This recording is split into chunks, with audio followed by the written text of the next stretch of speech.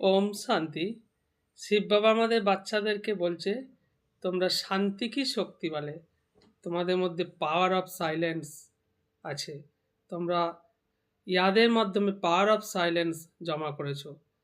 শিব বাবা বলছে, যখন রাজ্য সত্তা, ধর্ম সত্তা, সায়েন্স সত্তা সব ফেল হয়ে যাবে, তখন তোমাদের এই শান্তি কি শক্তি, পাওয়ার অফ সাইলেন্সই কাজ করবে। বাকি সব ফেল হয়ে যাবে, কোনো কিছুই কাজ করবে না। তাই তোমাদের পাওয়ার অফ সাইলেন্সের মাধ্যমে ক্যাচিং আর ট্যাচিং পাওয়ারের দ্বারা এই কাজগুলো করতে হবে। তোমাদের ভাইব্রেশনই তখন সমস্ত কিছু চালনা করবে। তাই তোমাদেরকে পাওয়ারফুল হতে হবে, সাইলেন্স শক্তি একাট্টা করতে হবে, সাংগঠনিকভাবে ইয়াদের মাধ্যমে পাওয়ার অফ সাইলেন্স তৈরি করতে হবে। এই শক্তির মাধ্যমেই তোমরা বিশ্ব জয় করবে, প্রকৃতির মালিক হবে, সমস্ত কিছুর মালিক হবে, তোমরা রাজ্য সত্তা পাবে। তাই পাওয়ার অফ সাইলেন্সই আমাদের শ্রেষ্ঠ শক্তি। ওম শান্তি।